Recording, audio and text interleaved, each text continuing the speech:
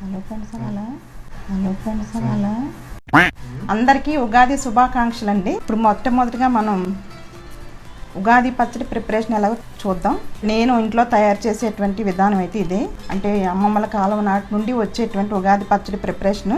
దానికి కావాల్సినటువంటి ఐటమ్స్ అన్నీ ఏంటంటే, ముందుగా అరటిపళ్ళు తీసుకుంటారు. అరటిపళ్ళు దేశవాళీ పళ్ళు ఉండాలి.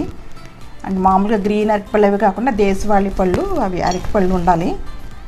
దీనికి ఉగాది పచ్చడికి మెయిన్ ఇంగ్రీడియంట్ ఏంటంటే వేప పువ్వు. మేము ఇలా తీసుకుంటాం, వేప పువ్వు ఇలా అన్ని రెక్కల్లాగా ఓన్లీ ఫ్లవర్ మాత్రం తీసుకుంటాము.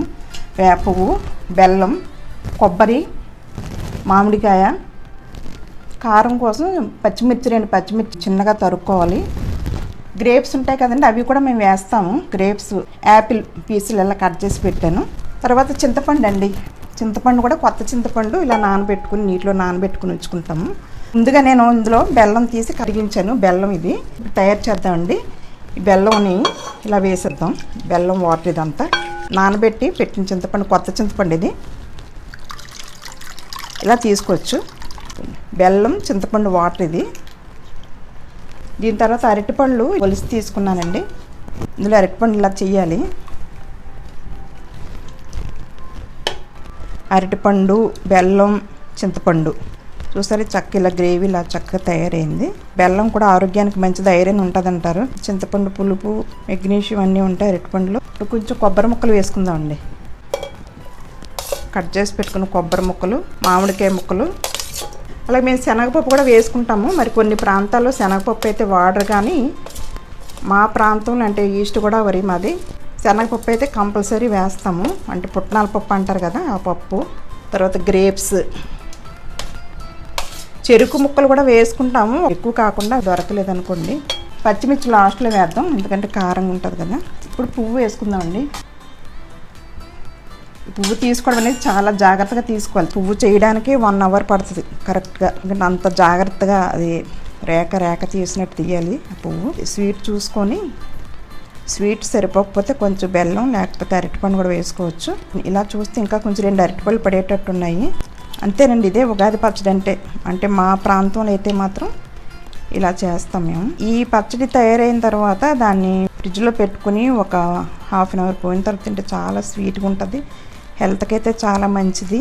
మా ఇంట్లో అందరికీ చాలా ఇష్టం. ఇప్పుడు పచ్చిమిర్చి వేసుకుందాం లాస్ట్లో.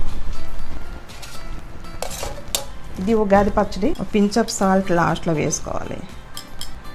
ఇదండి ఉగాది పచ్చడి తయారైపోయింది. ఈ పచ్చడి చాలా చాలా చాలా ఇష్టం. మా బాబుకి అయితే చాలా ఇష్టం, అలాగే పాపకి కూడా చాలా చాలా ఇష్టం. ఫ్రిడ్జ్లో పెట్టుకొని కప్పులో వేసుకొని చక్కగా తింటారు. కానీ పాప అయితే మిస్ అయిపోయింది, తిరుపతిలో ఉంది, PhD చేస్తుంది. హాలిడే అయితే దొరకలేదు, కానీ చాలా ఇష్టం మాకు. ఎప్పుడు దొరికితే అప్పుడు చేసుకోవాలని ఉంటుంది. ఉగాది పువ్వు దొరికిన అన్నాళ్ళు చేసుకోవాలా, తినాలని ఉంటుంది. ఇప్పుడు టేస్ట్ చూద్దాం. చూడండి టేస్ట్. రండి. Happy Ugadi. Happy Ugadi. Super. దాని టేస్ట్ కూడా మనం చేతిలో వేసుకుని చూస్తే దాని టేస్ట్ అయితే బాగా తెలుస్తుంది. ఉగాది పచ్చడి తయారయ్యేటప్పుడు ఆ చుట్టూ కూడా అందరం నలుగురం కూర్చుని తయారు చేసుకుంటాం.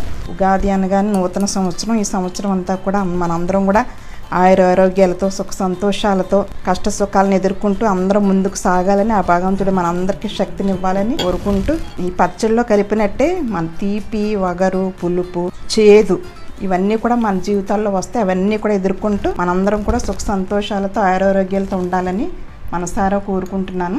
Thank you.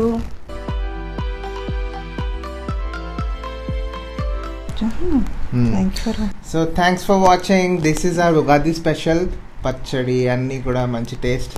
So Thums up. బాగుంది. రమ్య, నువ్వే మిస్ అయిపోయావు. థ్యాంక్ యూ అండి అందరికీ. మమ్మీ ఉందంటే ఏదో ఒకటి చేస్తూనే ఉంటుంది. ఆ ఫెస్టివల్కి తగ్గ ఏమంటారు, ఏ డిషెస్ అంటారు అవి, ట్రెడిషనల్ డిషెస్.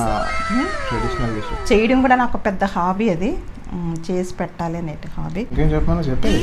ఉగాది పచ్చడి అయితే చాలా బాగుంది. హ్యాపీ ఉగాది.